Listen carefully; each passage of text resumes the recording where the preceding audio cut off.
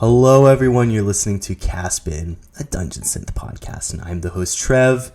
And I'm here today with my wonderful friend Joe, the musician behind projects Forgotten Relic, Grey Friar, and Hidden Passage.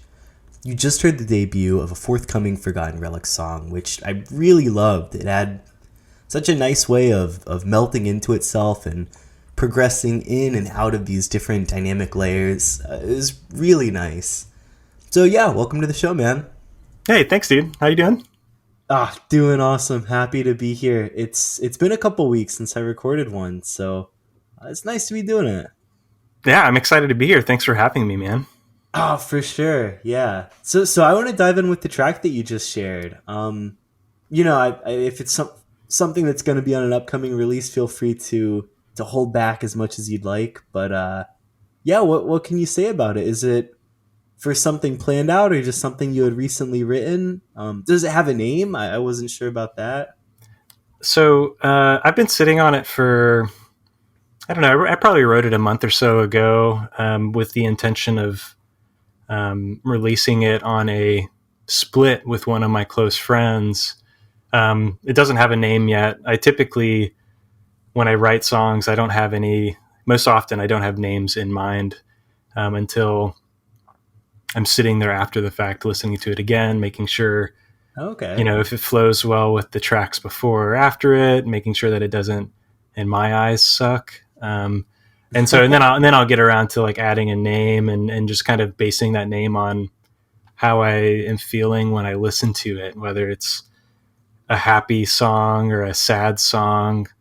Most often I don't know what it is when I sit at the keyboard, nothing too bright comes out. I think it's just a nice way of like exercising getting some of the whatever emotions out of my body or whatever. Yeah, absolutely. So yeah, it doesn't have a name yet, but it'll be out. I'm hoping within the next month or so. I'm doing a split with one of my friends whose project is called Ancestral Sword, and he's been doing the Dungeon Synth thing a little bit longer than I have, and been a big inspiration to what I've been doing. And so I'm stoked to be doing something alongside him officially. Yeah, that's too cool. I don't know how much to push there. What can you tell me about the split? So we're going to do, nothing's official. So, whatever, things may change. Yeah. But the idea is that we're going to do 20 tapes. I'm definitely going to put mine up digitally. I'm not sure what he's going to do. He's been entirely analog thus far, but I think that he's kind of interested in putting up No way. all of his music digitally on Bandcamp. As of earlier this morning when I talked to him, he said he wants to do it. So it's going to be, I'll have 15 minutes. For me, that's 2 songs. He'll have 15 minutes broken up however he wants. And, right, yeah. We do slightly different styles, but I mean, I'm just like really excited to be doing something with him. We had been in a band previously and it went really well. And, now the Dungeon Synth thing the Dungeon Synth bug got us both. And Totally. So we've been That's quietly so playing keyboards in our, our respective bedrooms.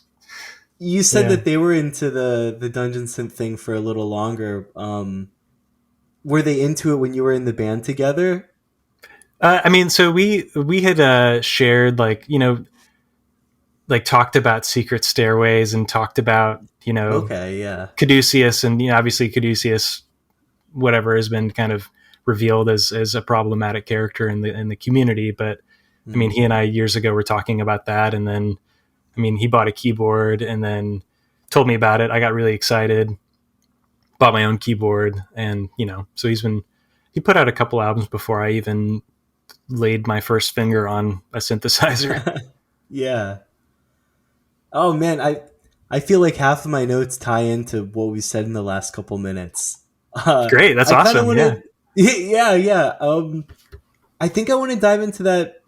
Recently getting into keyboards and synthesizers. Is my understanding guitar is kind of your primary musical background, is that right? Yeah. So I got my first guitar like 22 years ago or something. My parents were really supportive. Like my parents are still supportive of any kind of musical endeavor that I've had, but they bought me a guitar when I was like 8 or 9 or something. And so, yeah, that's been my main thing. Kind of messed around on bass guitar, wasn't super into it. Played on my brother's drum kit, was never quite good enough to hold a steady beat or have the stamina to play a whole song consistently. Yeah. So yeah, guitar's been my main thing. And really one of the reasons why I picked up a keyboard, and I'm sure this is true for other people in this genre of music, is, I'm stuck at home, with the pandemic happening, stuck at home. Yeah. I'd like to play really loud guitar, right? And I'm living with my partner and our roommate, and to be respectful, I can't really play really loud guitar. Yeah. And so I was like, how do I, exercise my creativity in a way that doesn't bother other people, and in a way that I don't feel like I'm encroaching on somebody else's space or feeling like I'm being judged, whether that's true, or not. So I was like, yeah, keyboard sounds perfect. And, I've loved Secret Stairways. I've got the Fief, CDs that I, was listening to a bunch, and I was like, why not? I've got a little extra cash. I'll buy the keyboard and see if I can make anything. And what'd you go with? Did you go with just a MIDI setup, or like a synthesizer with its own thing going on? I bought a Yamaha Reface DX, inspired by my friend who's, the Ancestral Sword dude, because he bought another keyboard from that series, and I was like, whoa, that thing looks kick-ass. And I heard how it sounded, and I was like, that's awesome. And the DX seemed like it worked more for what I was interested in, and so that's what I started with. But honestly, everything that I've recorded, I've just used it essentially as a MIDI controller, just because MIDI is such a comfort to somebody who doesn't actually play keyboard, or who I didn't grow up playing keyboard or piano or anything. Completely, yeah. So it's a really bewildering thing, like used to playing a guitar, but the keyboard is still honestly kind of a scary thing. And MIDI helps, alleviate stress. Even if you don't end up editing the MIDI, just knowing that that's an option is so soothing. Dude, it's great. I don't know if that's the same thing for you. I mean, you seem to have a very strong grasp of music theory, and I'm not sure did you grow up playing keyboard or piano? No, not at all. Like in college I bought a digital one just to practice a bit, but didn't really do a good job practicing it. And yeah, similar timeline to you. I got a MIDI keyboard during the pandemic, just kind of to add in some more tools. I just gotten like a PC to make music on, and so it's all really new to me. No matter how much, like, maybe I sometimes understand what I'm doing, but my fingers are no amount of comfort. No, that's funny, man. Yeah, no, I totally, I get it. I don't personally know theory or anything. I just kind of let it. I don't know. I just like mess around, and sometimes it works, and sometimes it doesn't. You got a really solid ear. Yeah, I just I feel like it's super long way. I think that I don't know. I've talked to Elliot Vallon about this. Just I feel like I just accidentally stumble onto something, and I'm like, okay, I can run with it, and build on it. And sometimes it works. Sense is so important. I don't know. I think it's done me well enough. Yeah. Yeah, definitely. And thinking about I don't know what you're saying with the volume thing. I feel like I've never heard anyone express that, but so many people have to think it. Like I can just crank something super loud and textural on, through my headphones on my computer, and I get the satisfaction of playing loud guitar. But yeah, like you, I live in a tiny apartment with bad walls, and I don't want to be loud and bother my neighbors. So oh, for sure, yeah, and it sucks. But I went from being playing shows. I was in a metal band, so I was playing shows and jamming at the practice space. And then the same story for everybody. It's March rolled around 2020, and it's oh shit, things are getting serious. What do we do? And we just kind of hung up the band for quite a while. Yeah. So yeah, it's just like the satisfaction of playing something loud. It just kicks ass, and For yeah. sure. But yeah, I get a similar satisfaction like you. Like you crank up the headphones to where it's not painful but loud, and it's just great. It just feels awesome. With your bands before playing guitar or anything else, do you played a lot of shows? Do you have a lot of I don't know, kind of stage time experience to draw from? Yeah, I guess so. I played my first show in middle school. I was in a punk rock band with Oh, my brother. nice. It was cool at the time. It was terrible looking back, but it was like you know a really valuable way to spend my time. And of course, I was like an angsty kid, and I got pissed off and left the band. Yeah. And Oh uh, no, a little yeah, breakup, a little trauma. yeah, but no, I played in a metal band in high school, and we played some really cool shows with bands that were like 100% way, way, way out of our league. Like, Sure. just like a high schooler getting to play. I played a show with Skeleton Witch in some shitty warehouse in St. Louis, How nice. and like, I remember those early bands. I think you said before to me those were real influenced by Skeleton Witch, right? oh, definitely. Well, so after I ended up leaving that particular band that I played the show, like my friend and I who were in that band wrote this little 3-track EP of sorts that was just like it's like we were like, all right, let's write a blackened thrash metal album, and so dude, it was. I mean, I think I'm still proud of it. Like, it's one of the things that I'm most proud of musically. But like, I recorded it on one of those shitty like pencil microphones for like your PC, Oh and I yeah. programmed the drums on oh man, it was like it's called like a acoustic craft or I don't know, something. And I Sounds thought it turned out super great. fun. I was just sitting there screaming into this microphone for vocals, and Nice. it was cool. I had like a good time doing it. And then yeah, we never played shows with that. That was just we recorded it and then just kind of forgot about it. Um, Yeah. and Has then it my all most been metal or kind of um, heavier genres like that since then? yeah. I mean, what's weird is like I've like my bands have all been like kind of 10 years apart. And I guess I had the most recent band that I was in. It was a band called Vitalis. The dude from Ancestral Sword was in it. He was playing the guitar and vocals. And we had a really good time. We played a lot of shows and some big shows with some like regional bands, and once we played with Paul Bear once, which was pretty cool. Nice. um, and ultimately it kind of fell apart. Like, that band fell apart because of the pandemic, really. We jammed a few more Right. times in the past in 2021, and it just wasn't like working out. We were all kind of um, doing other things. Like, I was doing the Dungeon Synth thing, and a couple other guys were doing black metals, like solo projects, which they're like super cool. And another guy was like wanted to start like a kind of like a folk rock band, kind of Oh, like it's like kind of Crosby, Stills, Nash and Young kind of vibe. So we're all oh, doing that's like really cool. really positive Yeah. things, and my thing ended up being this Forgotten Relic and stuff. Yeah, definitely ended up being a time to like experiment with new formats. And you mentioned like with black metal as well as dungeon synth, a lot of people that were doing the band thing kind of took it as an opportunity to check out the solo project type of thing.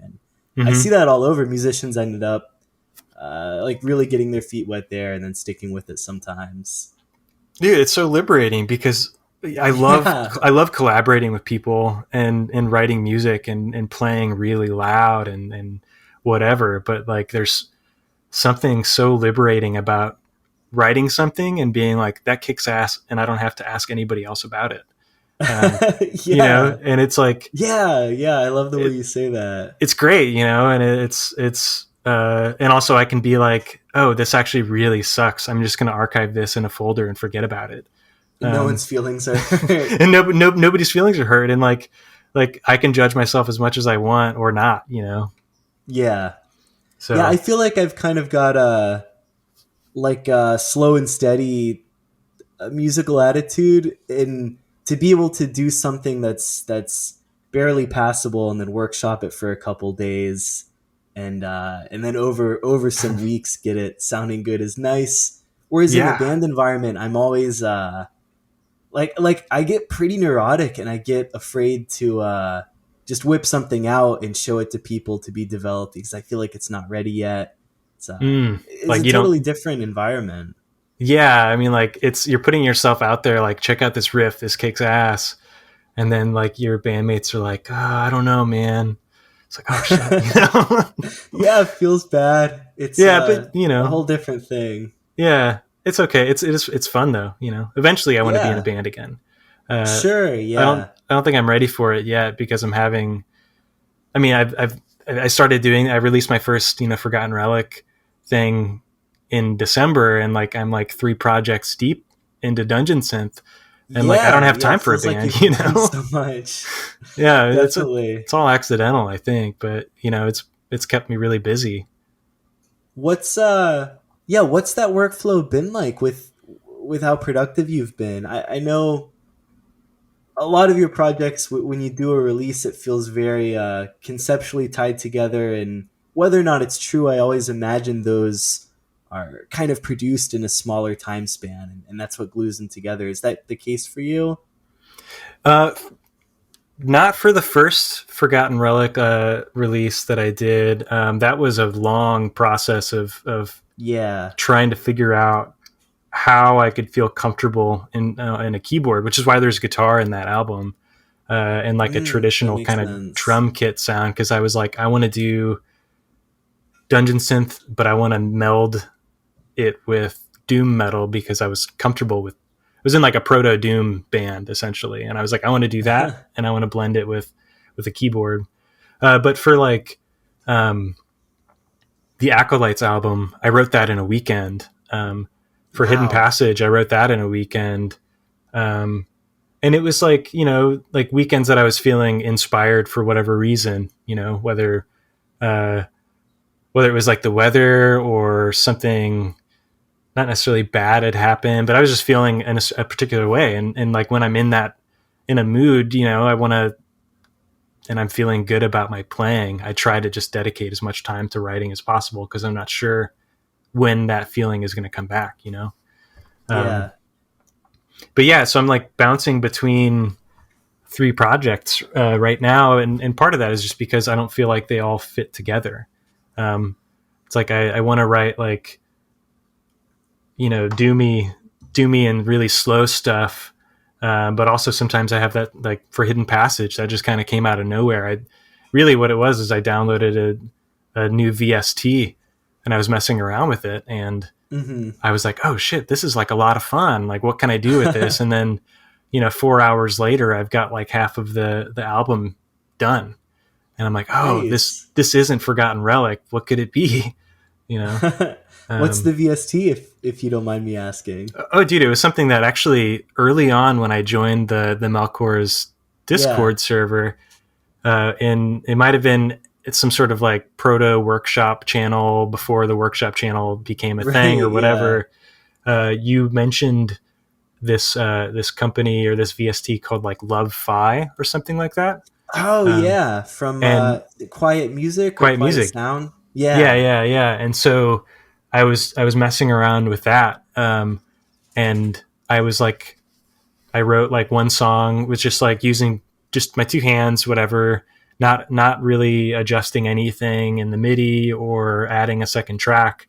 And Right. then that kind of birthed the idea of having a really minimalist project where what Hidden Passage is it's one synthesizer running into like one track in my DAW with a plugin like the Arturia Tape Mellow Fi thing to add a little bit of like analog feel or sound or whatever I was feeling. Yeah, Um, I think I remember you talking about tape emulation when you were writing that album and kind of yeah, getting and into it. it was Arturia like gave it away. It was like over the holiday or something, and I downloaded it because it was free and it looked cool, and yeah, and so but yeah, I was using the free version of Love-Fi, and I enjoyed it so much. It's the first VST that I bought like a full version of, and it's like so many cool sounds are in it that just kind of blows my mind.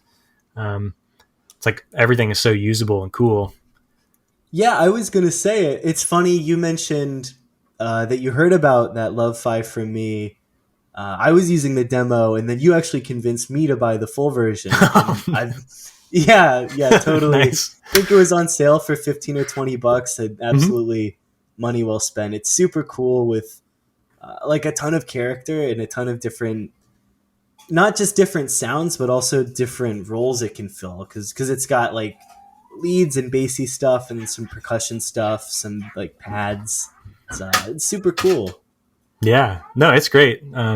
Oh man, I've got some cats fighting in the background over here. Uh, yeah, No worries. That adds to the ambiance. yeah, no, they're cool. Yeah, but yeah, Love Fight, like I've like come to rely on it. It's in Forgotten Relic. I think I used a little bit on Acolytes. Actually, I was kind of getting my feet wet with it, and one of the synths on there is on Acolytes, and it's in like the song that was debuted at the beginning of this episode. Uh, I don't think it's not going to be used, at least as of now. It's not used in Grey Friar, but potentially, who knows? Yeah, yeah, it's interesting. You mentioned with Hidden Passage, which was like really heavily with that VST. You were overall going for this minimal feel, and I feel like the Grey Friar work, like to a lesser extent, definitely has a bit of minimalism going on. Whereas, like you don't totally get that in Forgotten Relic. What's the difference in the writing process like there? Do you set out wanting to write either a bigger thing or a more minimal thing, or does it kind of come along as you're writing it? Yeah, can you Yeah, just talk more about that? it kind of depends on like I'll like almost every night. I'll sit down in front of my computer and I'll have my DAW of choice is Ableton. I'll pull up Ableton, Okay. and I'll see like, okay, like how am I feeling? Do I feel like using the instruments like the template that I have that I've made for Forgotten Relic, or do I want to mess with the template that I've used for Hidden Passage, or now Grey Friar? And I kind of just base it on that, and it can be kind of like volatile in that like I'll open up a preset or like my template that I built, and I'll engage one of the instruments, and I'll either have a good time and I'll be like, okay, this is kind of cool, or I'll be like, oh, this is terrible, and just shut down Ableton and walk away for a little bit, do something else, like play Elden Yeah. Ring or something, and hope that Sure. it sparks a little bit of inspiration.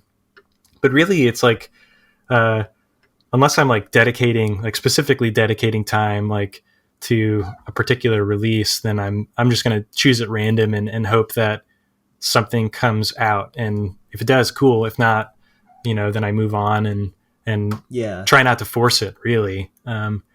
But recently though, I've been just sitting and enjoying like pulling up the like the Grey Friar stuff that I've put together, which is a pretty simple template that I've built using an organ sound font that I found. Man, I don't actually remember where I found it. I think I just Googled like organ sound font and it popped up because That's uh, who knows?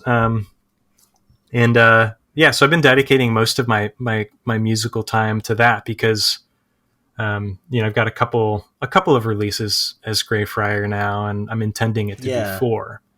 And I want to kind of Right. Yeah. preserve the same mindset that I've had since starting that project to at least like have some sort of what's the word I'm looking for, like homogeneity or something Yeah. throughout Absolutely. that particular etymologies project. And so I've Yeah. got it That's halfway done. something. Yeah. Right. That's something that I was kind of thinking about. I think at the maybe very first, or maybe with the second etymologies, you mentioned that ultimately it was planned to be a series of 4. Mm-hmm. Uh, is that all that's to be contained within Grey Friar, or will you try to do more stuff with that identity after this 4-part etymologies releases? So Can I you see want it to, all the way through? yeah. So I'm gonna finish up etymologies. Three is close to being done. Um, Okay. uh, and then I'll release etymologies 3. I'll release etymologies 4, and the idea behind having it into they're 15-minute segments each. I want to have a 60-minute tape to put out, like a physical release for nice. it. And whether that's by me or if somebody, I don't know how to like navigate, like, talking to a label and asking them how do I ask a label without, like, I just feel rude for intruding on their time or something. But I want to like put that out as a tape. Where you're coming from. Yeah. I want to put it out as a tape, as like a compilation, essentially. It's just etymologies. And then I want to move on and continue doing something under that. Maybe not as organ music though, but I want to have etymologies be organ music essentially, or organ inspired. As you'll see from like when I put out etymologies 3, I'm adding another instrument in there and building on what I've already created to add a little bit of depth and have the whole project be homogeneous but not boring, I guess. It's a delicate balance to keep the identity but still make it fresh.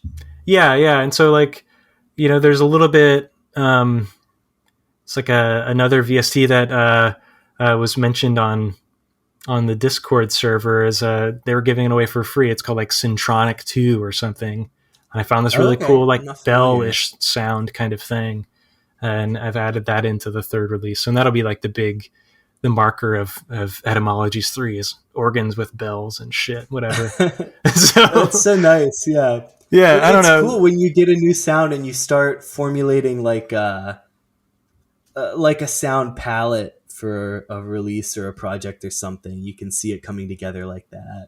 Yeah. I think the only thing that I'm afraid of with it is like I feel like I'm overusing it, and I don't want it to be like overwhelming or be like, okay, I see what Joe's doing here. He's like, he's whatever. But yeah, I don't know. It's been a process of maintaining an identity, but also like adding a little bit of flair to it.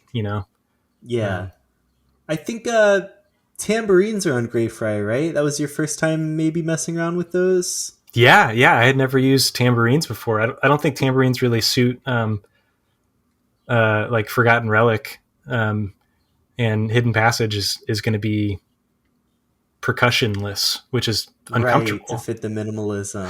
Yeah. But I used tambourines and I used like little like hand drums and stuff, and I don't know, it was just breaking out of my comfort zone of like a kick and a snare. That's so satisfying, but I wanted to try something different. I can't have doom and gloom all over the place. Right. Yeah, I love the flavor that the tambourines add. Thanks. I'm kind of curious, you mentioned wanting to go on with the Grey Friar sound, but not necessarily the etymology sound once you wrap up that series. Mm-hmm. Is that something that you're... Are you able to express what's Grey Friar? Like, what inherently makes up the Grey Friar sound that isn't exclusive to etymologies? So,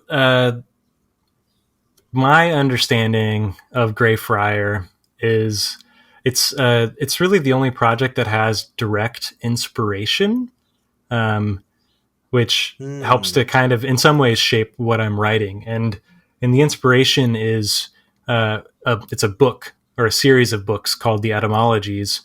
It was written in the 7th century by a guy named Isidore of Seville. And so he was Isidore was an archbishop of the town, or I guess at the time the city of Seville. And what he wrote was, or the Etymologies, essentially, it's like essentially an encyclopedia that catalogs, knowledge passed down through antiquity and, offers advice on grammar and talks about math and, shit like animals and the cosmos and things like that. And so Grey Friar is it's an inspired project, I guess. Each song, there will be 20 in total, are representative in some way of each one of the 20 books of the etymologies. And so I think that what sets Grey Friar apart from like Forgotten Relic and Hidden Passage is that I want to make it I mean, it's kind of dorky, man. Like it's like part of like essentially like applying things that I learned in my schooling, and like being like, okay, how can I like connect this directly or indirectly or whatever to a project? And I was just like thinking about it. And I was like, oh man, etymologies, that'd be a kind of cool concept to go with. And Yeah. so it was, it just kind of happened. I don't know, kind of like Forgotten Relic just kind of happened and stuff. Is that Seville? I think that's the name you said, Seville. Is that them on the cover? No, no. So the guy, so Seville's the town. Isidore is like the dude. Oh, my Um, bad. no, you're good, man. You're good. So Don't the know my people, 7th century figures yeah, so well. yeah, it's okay. Uh, yeah, so I don't actually know. I can't remember exactly the dude who I put on the covers so far. There's some, just in the same way as my other album covers that I've designed, it's public domain images that I've like Okay. altered. And so I can't remember off the top of my head who drew this particular picture, or painting rather. It's I want to say it's like a Polish or a Hungarian artist from like the 19th century. And so Interesting. just, I think it's, oh man, I wish it, like, I can't even pronounce the name anyway. So whatever. It's just like you know, images that I manipulated in a way I want to have like a consistent, image for this series. And I'll probably have a Yeah. consistent image for whatever comes next, whether it's like a two-parter or if I just release it all at once. I'm not sure. But yeah, I mean, I like to think that in some ways, like, I'm looking at the pictures like of these guys' portraits as I'm writing some of the songs. I'll have, Mm. if my Photoshop program of choice is Affinity Photo, so I'll have Affinity Photo pulled up on one monitor, Ableton on the other, and the dude's just looking at me, and it's like forcing me to maybe write something. I don't Yeah. know. Yeah. Well, that's probably a good time to dive into some of your research and your studies, because I know that that's really relevant to your music. Do you mind maybe just kind of giving an overview of however deep you want to talk about what you were studying? Yeah. So, oh man, where to start? I guess. So I have degrees in history. I've got like an undergraduate in history, and that's where I kind of started to develop my interest in medieval history.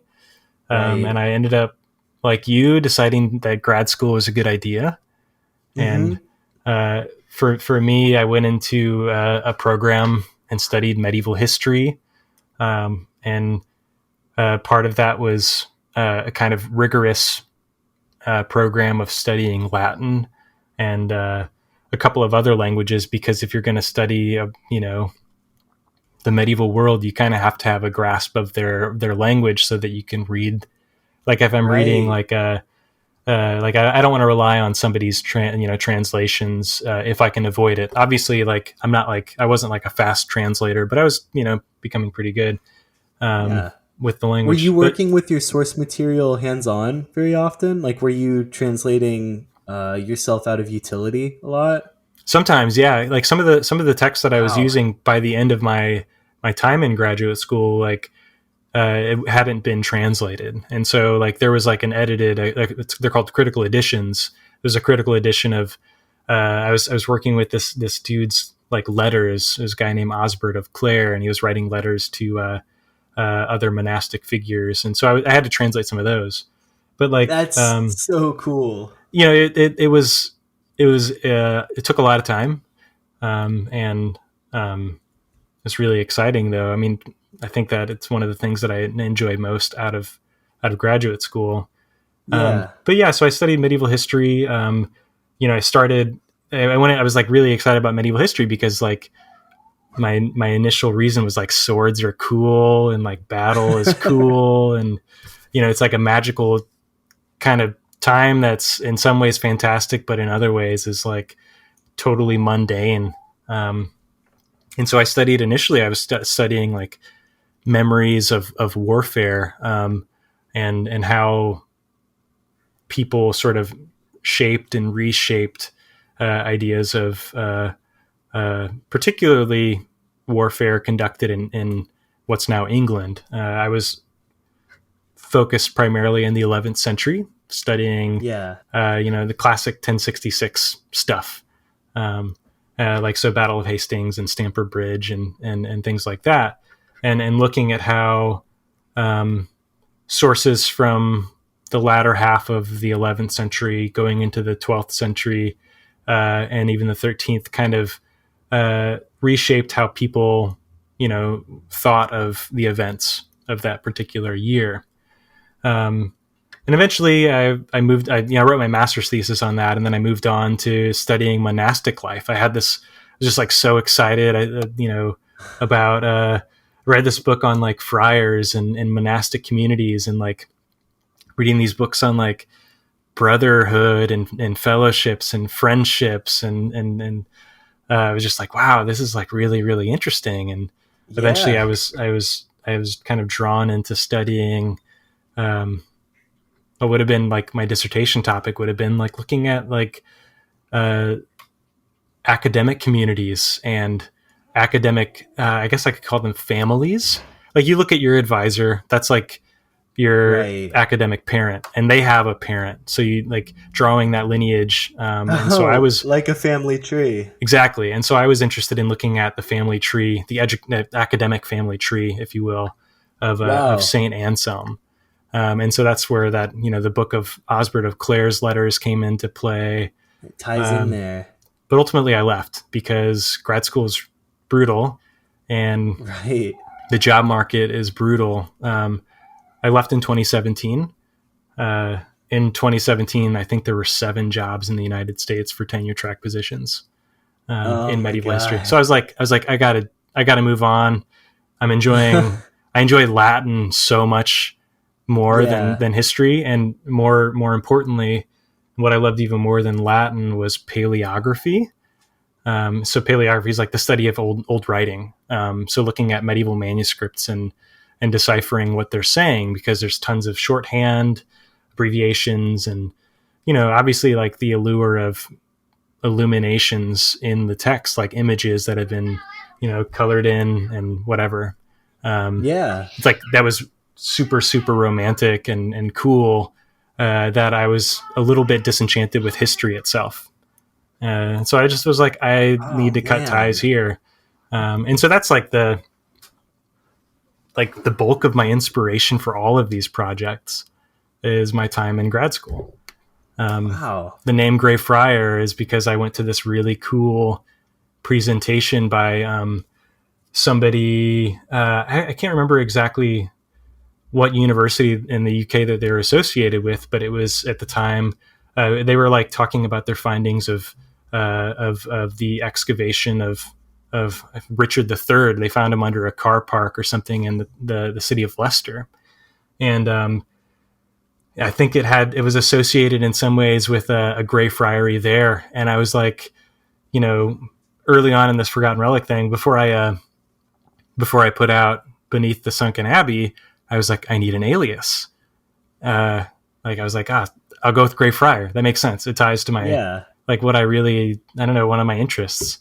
And so, and then that developed into a project itself. That's how my schooling relates to it, and like Forgotten Relic, if you've like looked at the little the descriptions of the albums on Bandcamp, like the Latin paragraphs there, I was like, I want to flex my Latin and practice. And that was something I was going to mention. Your enthusiasm for Latin expresses itself there. That's how those came about. Yeah. So like, I was always pretty bad at Latin comp. Cause it's, it's like different rule sets compared to English, obviously. And like, it's really hard.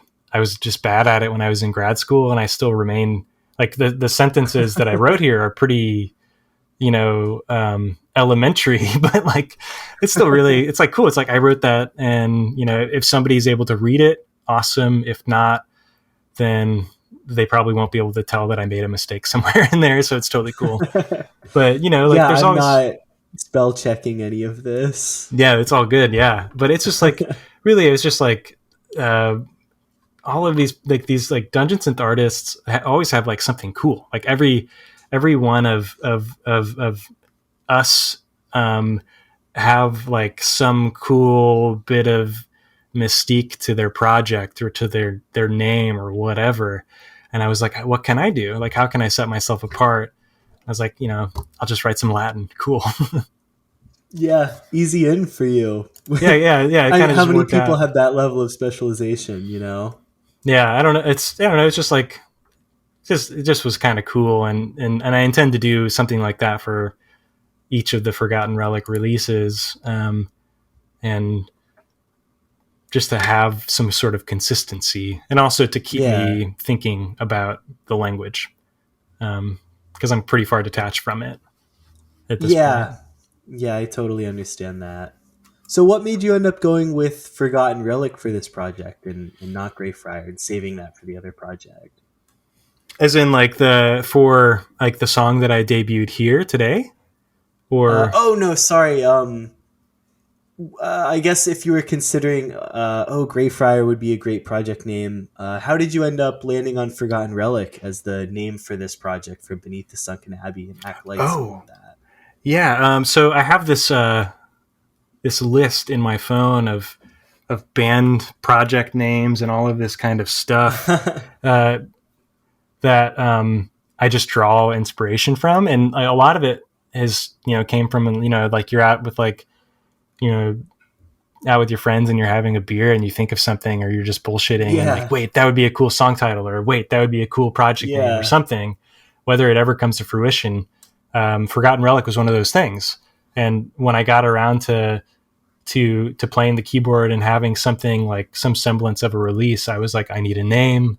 And went through my list of things that of project and band names. I was like, what can I use? Forgotten Relic wasn't taken on Bandcamp, and I didn't see it anywhere on like the Metal Encyclopedia. yeah, And it felt right. I don't know. It was one of those things that it felt totally. cool, and relics tie into my schooling, like, Right, yeah. and so like, being inspired by like saints cults and like finger bones of saints that, people revered and continue to revere. Like, it's another one of those really romantic things from, the Middle Ages that is just like crazy in some way, but also really cool in another way. And so yeah, so I had like the Forgotten Relic stuff will kind of always be tied to that kind of thing, like relics or their associated like places where relics are housed. Like in Acolytes, it's Oh the kind of yeah. the relic of the acolyte is the torn cloak. And so I have like the song titles are all kind of about that, like, seeking the Yeah, I'm chapel of the looking at cloak that or now. the forsaken mantle entombed. Like, it's just kind of It dorking it definitely up a little bit, fits. really. No, that's the fun of the genre is dorking it up. Is Yeah. any The, flavor that you find you really go right into. yeah. And like the first, the relic of the first release is like the splintered mask of the confessor. I don't know. It's like, I think I was like playing some Blasphemous around the time too. And Blasphemous it's a really That inspiring fits. project. And yeah, it's total medieval, like brutal Catholicism, and like a bastardized version, of course, because it's such a Sure, yeah. dark game. I mean, I guess Catholicism has a dark past, but And that's not. Blasphemous is so stylized that Oh, you get dude, it's so absorbed in good. it. I can see it. Like any art that you would make while you're doing it, kind of is gonna end up being flavored by it. Hmm. Yeah, but yeah, so that's like the kind of origins of those projects. And Hidden Passage, I don't know, like it just kind of came out of Just made whatever. sense. It just happened, Yeah, it was like another one of those accidents that I want to continue eventually. And I have like some material for Hidden Passage too, but it's one of those things yeah, where I'm just distracted by, like, I'm really excited about Grey Friar, and the split tape that I'm doing with Ancestral Sword, and just preoccupied with other music, and it's totally fine to have Hidden Passage on the back burner. Like, it'll come I noticed eventually. that. Definitely, yeah. You're like, I see myself now that I feel like I've really determined like the sonic identity for Castbitten. Mm-hmm. I want to branch out and do other stuff, and those kind of fall into their own identities, and it's hard to split time between multiple things, but ultimately I feel like the musical compositions are better when they're very focused, and sometimes you just got to juggle a lot of things to do that, to make that happen. Yeah, no, I love Castbitten.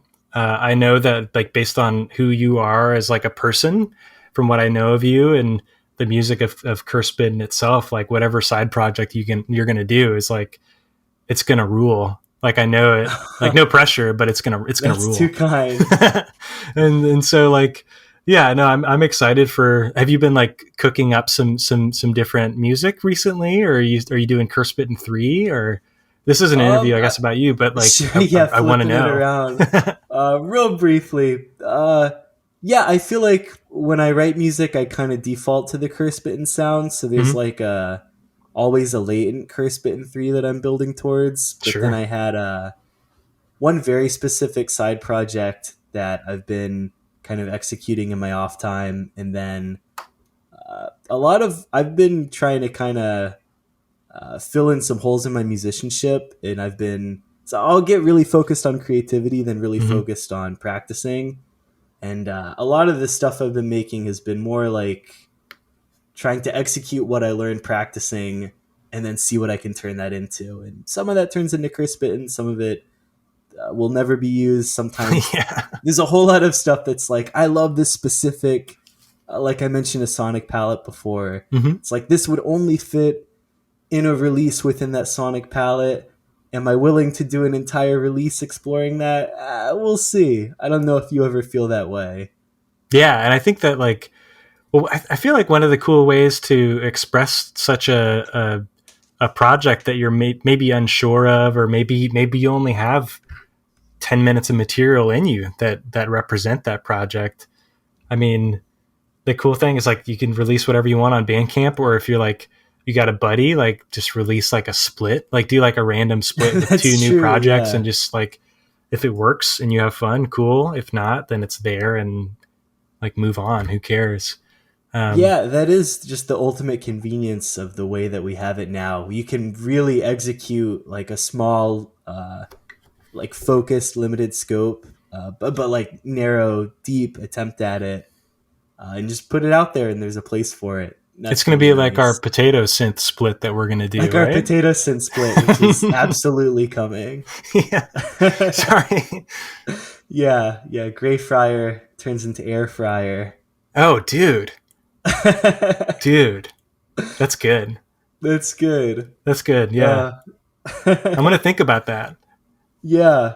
I guess getting into, as we transition from serious background into wackier stuff, I didn't know where to shoehorn this in, but I have in my notes, you mentioned you play clawhammer style banjo sometime. Yeah. Can we get the scoop on that? What's oh man, is that something that you picked up recently, or some like latent endeavor from being younger? What was going on there? I'm trying to man, I picked up a banjo, my first banjo, like the only banjo that I have, I guess. I picked it up, dude, I might have been in high school still, or like a fresh graduate. I picked up a banjo when I was trying to do like that Blackened Thrash album. Cause like the way that I saw it, I heard bluegrass, and I was like, dude, bluegrass is like the thrash metal of country.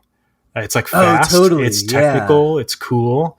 And I was like, I want to learn how to play banjo. And like, I tried to learn, banjo in the style of Scruggs and stuff. And it's so hard.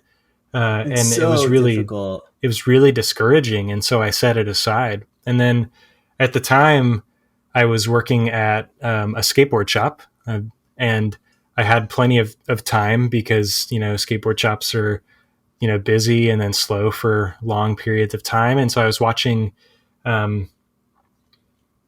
videos on YouTube, and I was watching this dude, like they were clawhammer videos. It was like an instructional series. Yeah. And I was watching this dude's videos like over and over again, not picking up my banjo because I was like, it's so hard.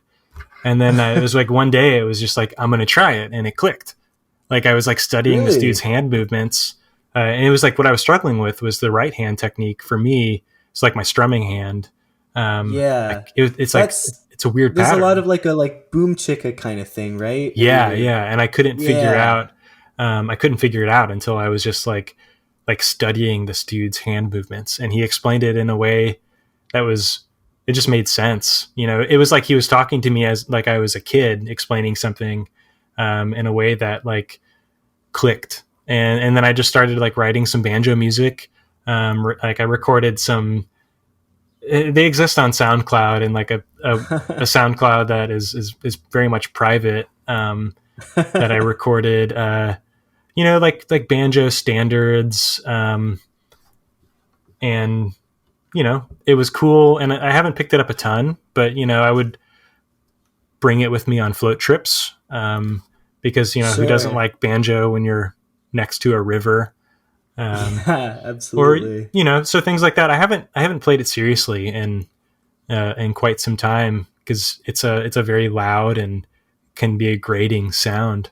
But yeah, I've got it doesn't have a resonator. It's just an open back banjo, so it's a little bit softer. Okay.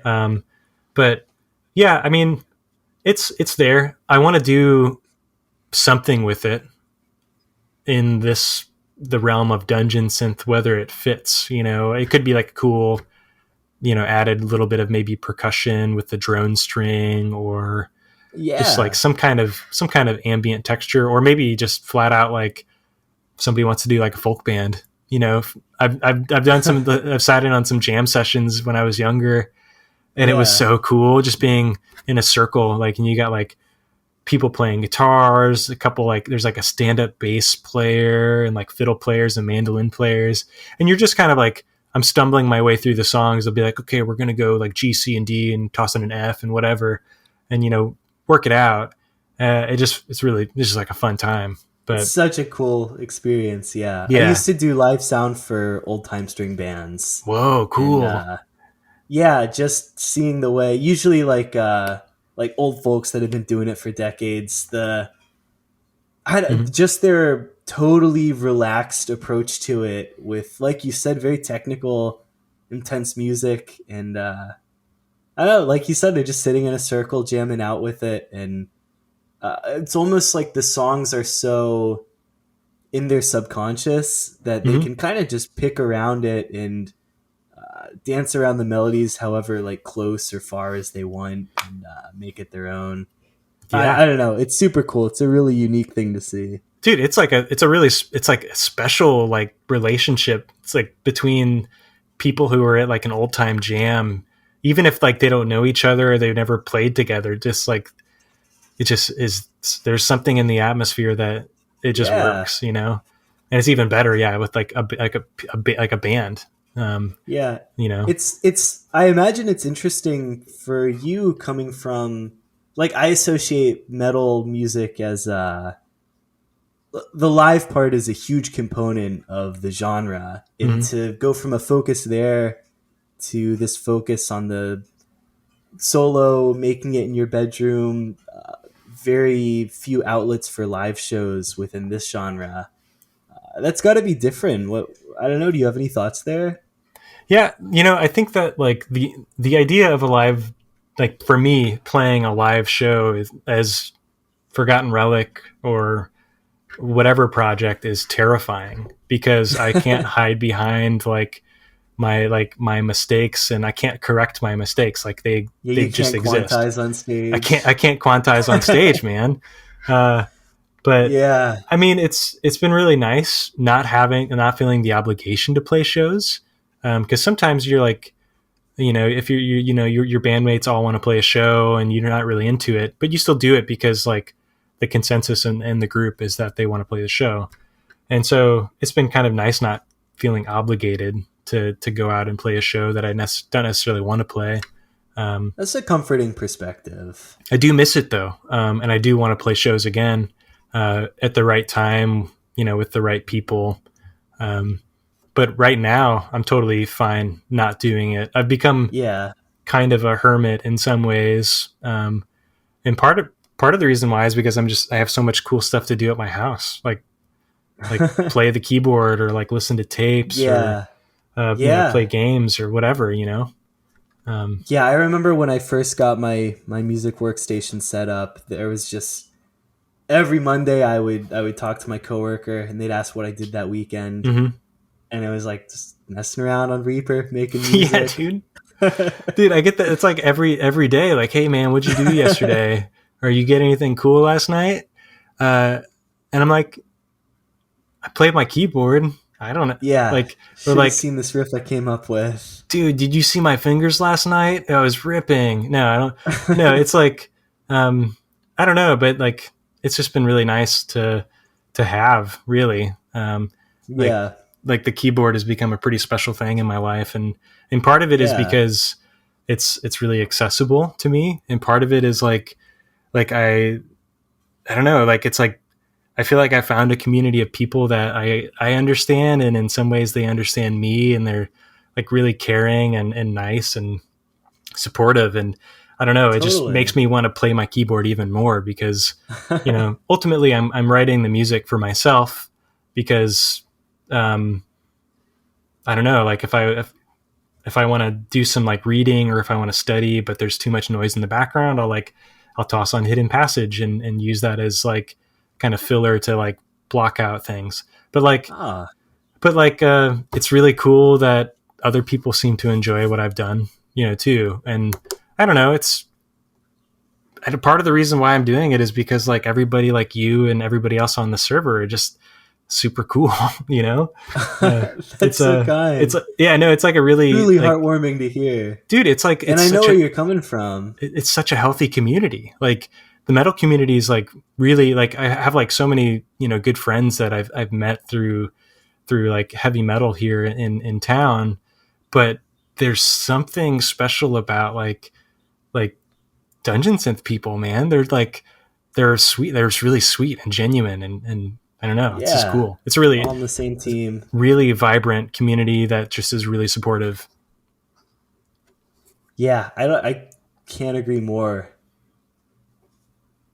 Yeah, and I think that it's important having having people to check in with and maybe send projects to, or even just talk about projects, gets you to finish things, For sure. Yeah. No, I mean, like sharing, works in progress, like that helped me, like the feedback that people gave me on Beneath the Sunken Abbey, like you included and Fairy Door Archive, like were instrumental in like that feels like so long ago. Yeah. I mean, it was like your advice was just like, it helped me so much. Like I didn't know what the hell compression on drums was supposed to do. And you made the suggestion like, hey, why don't you put like, like compression on the drum bus? And I was like, I had to look it up. I was like, what the hell does compression do on drums? Because I had no idea. So many things that you don't learn like outside of that environment, Yeah. Like I was just playing guitar and like, I don't know. I didn't know anything about recording.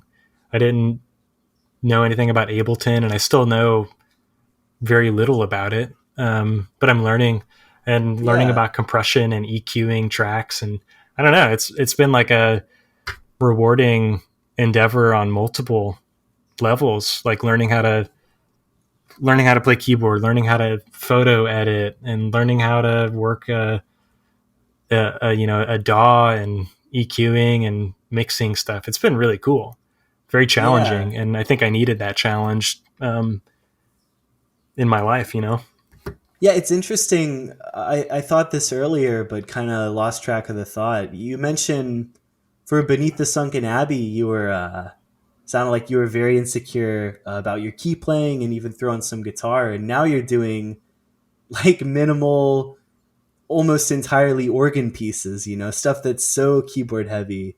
That goes to show like getting comfortable with the format with playing like that. Yeah, no, it's great. Like I used the guitar as a crutch for sure, in the sense that like it was weird to me to be making music without guitar. And Right. like looking back, in some ways, I wish that I didn't have guitar in Beneath the Sunken Abbey, and I wish that I didn't have a traditional drum kit. But I think that having those kept me a little bit more secure in what I was releasing. Right. But yeah, no, like playing the keyboard every day is just, it's become a little bit more comfortable, and I feel Yeah. like I can get by without guitar. I don't know. It's yeah. I was very much so. It was like I was a newcomer to all of it, and you know I feel a little Do bit you better feel now. like yeah. Do you feel like your experience with guitar pedals helped that transition? I know you've got a lot of work with guitar pedals, even like making them, if I remember right, from kits and maybe Yeah, from scratch too. a Did that little kind bit of of both. Yeah, yeah. Mostly yeah? from Did that help out?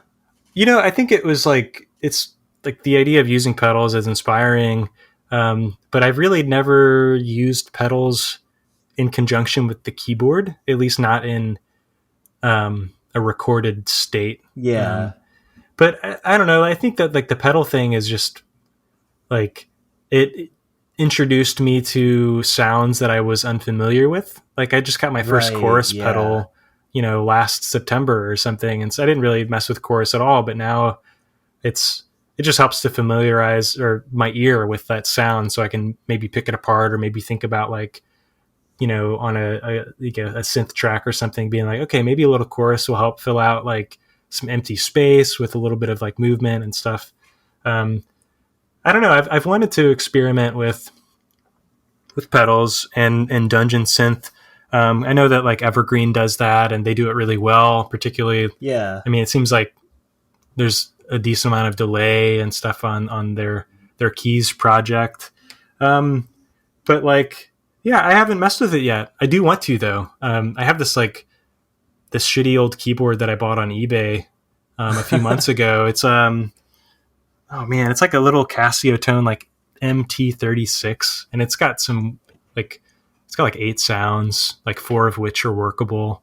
And I think it would be Yeah. really cool to use with pedals, and I think that would be Yeah. the uh, the keyboard that I use if I want to make something with it. Yeah, like doing your synthesis with the pedals Mm-hmm, and just using the keyboard for the fundamental tones. mm-hmm, That makes yeah, sense. yeah, but Yeah, I mean, yeah, I know that like you have a pretty deep like I've never been into making pedals or anything like that. It's something that I was thinking about. I think recently you had posted like your guitar and amp and pedal setup. mm-hmm, I'm yeah, kind of in the same boat where I've never directly used pedals with my chain with stuff I make on my computer, but at least playing guitar and having a phase where I was buying way too many pedals. I know, dude, yeah, like, I know what it sounds like when a lead line could benefit from delay, you know? mm-hmm, And I yeah, think that that's indirectly something that you can take into your writing. yeah, no, totally, I agree. Dude, pedals are gnarly. Pedals are expensive. Pedals are Yeah. really fun, but it's like Yeah. I think I might have made this point at some. I might have said this to you or to somebody else. I'm not sure, but like, um, my my pedal purchasing like is pretty much it's gone. It's like it's non-existent Yeah. at this point. Partially because I've learned how to build some pedals, and that makes them way, way, way cheaper to be able to do it I can yourself. imagine. Because like Yeah. resistors are like a fraction of a penny, or whatever, and it's like a nice like afternoon project, or sometimes if it doesn't work, a week or month long project.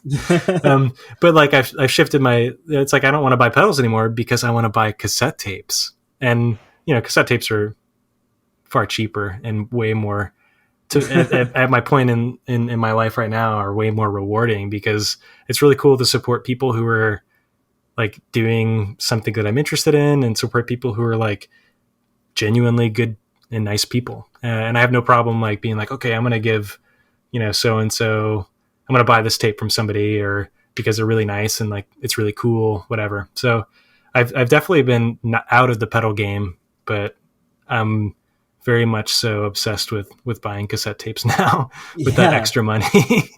And that's probably a fun note to kind of wind things down with. I've seen pictures.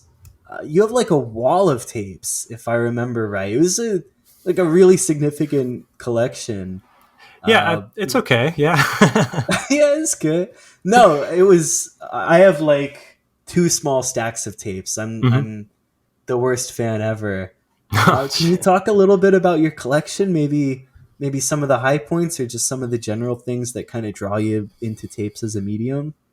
Yeah. So most of my tapes now, this wasn't true 5 months ago, but most of my tapes now Hmm. are Dungeon Synth tapes. I think I've amassed like 50 of them in the past, like 5 months or something. Uh, Yeah. and like I like really enjoy you know like before this I didn't know about like Fable Glade or like what is it, like Ancient Meadow, Hmm. or Dungeons Deep, but like I just really like buying tapes from them, and I trust that they're going to be good because the people who are in charge of releasing those things have a taste that I enjoy. In terms of Yeah. like tapes that I'm particularly excited to own, I mean, I've got like so far. I'm gonna. I don't know if this is gonna jinx it, but I have each of the three demo tapes from um, that Warendia side project. I've never known whether it's pronounced Ghost or Goest or something like that, but Oh I yeah. am absolutely obsessed with that project. It's so It's good, great. It's and great. Yeah. it's my favorite like Dungeon Synth project. Uh, it does everything that I wish that I could do, and it's such an inspiring project. And I, if for whatever reason the person behind it is, listens to this or whatever, it's like I appreciate what they're doing, and this Absolutely. it's like so good. And so yeah, I've got like those I'm particularly excited about, and I don't know. I've got like somewhere in like the USPS like network. There's like a Secret Stairways tape with my name on it that I'm really excited to own. And Oh, it's on its way. yeah, yeah. I hope it gets here soon. But Yeah. ultimately, like the ones that I cherish the most are like from, you know, like having tapes from people that I met on the Discord server, like Yeah. having like your Same tape, it's like here. really special, and having like evergreen tapes, it's like really, really special. And so I don't know, it like those are the ones that I like, I'm the most stoked on and that I listen to the most because like you all like you're my friends, and like it's just Yeah. it's like listening to it means more to me than listening to a tape by somebody that I don't personally know on some level. So Right. yeah, I mean, Especially with yeah. the physical nature of tapes. There's so much handling it. Like you're uh, taking it out of the case with a bit of difficulty and loading it into the Hmm. player and everything. And for me, I'm like thinking about my interactions with these people as I'm doing all of that, and it makes it such a personal Oh, experience. totally. Yeah, yeah. No, it's a cool thing, and it's something that I've had never experienced really before. Like I bought tapes from friends, from that were like live, like bands, like Hmm. band tapes or whatever. But for some reason, I don't know, like the Dungeon Synth tapes are just doing it for me, and It's and nice. yeah, it's cool. It's just like it's just goes back to the idea of having like a super healthy, vibrant community of people, that Yeah. ha- they're just like really nice and they happen to now be like my friends. It's cool. Yeah. Ah, that's so nice. That's like truly heartwarming to hear. Thanks. Yeah, no, it's totally true. It's, I don't know, it's a cool special thing Yeah, that I'm like really happy to be a part of. absolutely. That's probably a good point to end things. I feel like nothing could put a bow on it more than ending with that. Do you have anything? I mean, you have plenty of things to plug. I guess your Forgotten Relic on Bandcamp, and that's also where Hidden Passage is found, right? Yeah, because I was really afraid of of like branching out, I was like, oh man, I got to start my follower base over. But yeah, so I've got, Forgotten Relic and Hidden Passage will be at, forgottenrelic.bandcamp.com. And then Grey Friar is its own thing. Grey Friar will be at greyfriar.bandcamp.com. Yep. Yeah, and that's where I'm at right now with my stuff. Are you the Forgotten Relic on Instagram? Am I remembering that right? Yeah, I'm the Forgotten Relic on Instagram. I have a link tree that's, it's linktree / Friar. Perfect. That's really easy. Yeah. So yeah, that's where people can find me if they want to follow me. And, I love talking to whoever wants to talk to me on there. Yeah. But yeah, no, sorry. Go on. Oh, I was just going to say, I've got that, the forthcoming Etymologies 3 that'll be up on the Grey Friar Bandcamp at some point in the near future. It'll be maybe this month, maybe early next month.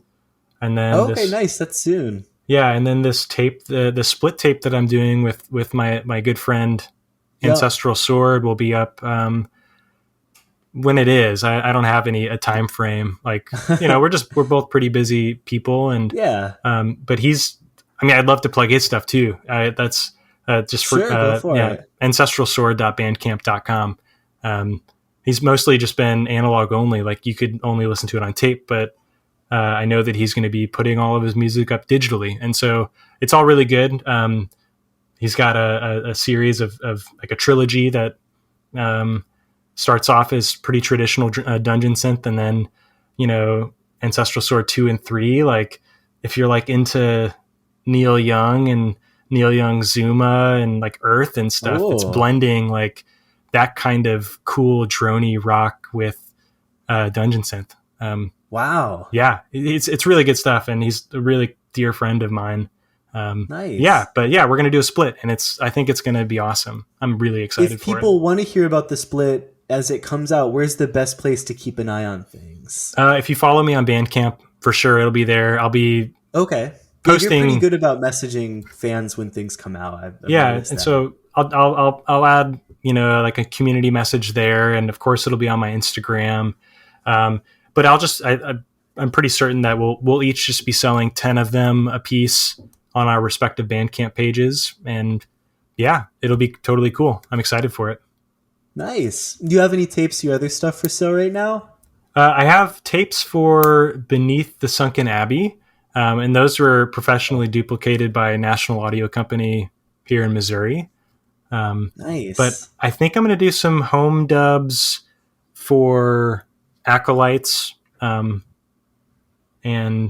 maybe for Hidden Passage. I might save the Hidden Passage thing until I do Hidden Passage 2. And maybe I'll have the courage to reach out to somebody and see if they'd be willing to work together to release it. Definitely. Yeah, no, but yeah, I want to do more physical releases. It's just finding the time and right, yeah, to do it, because it's obviously a really time intensive thing and financially intensive thing. Yeah. So. Huge undertaking. Yeah, but thanks for having me on, man. This has been a lot of fun. This has been so good. It's everything I could hope for. I'm always nervous that things will go awry, and they never do, but this was particularly fun to record. And like, we've known each other for quite a while now. It's just nice to have like a real, not face to face, but a verbal conversation. It's so cool. Yeah, man, it's been great. Yeah. All right, well, yep, thanks a ton for coming on. Take care. Yeah, thanks, man. Yep. All right, later. Sup, friends? We just wrapped up our talk with Joe, and that was so good. Just genuinely one of the most comfortable episodes that I've ever recorded here, as well as a really unique background as far as where the inspiration for the songs come from. And I don't know, overall I feel like we hit the perfect blend of personal and technical conversation. So yeah, really just a great episode. Be sure that you go and you check out all of Joe's projects at forgottenrelic.bandcamp.com, as well as greyfriar.bandcamp.com. And then if you use Instagram, go ahead and follow him over there at The Forgotten Relic, all one word.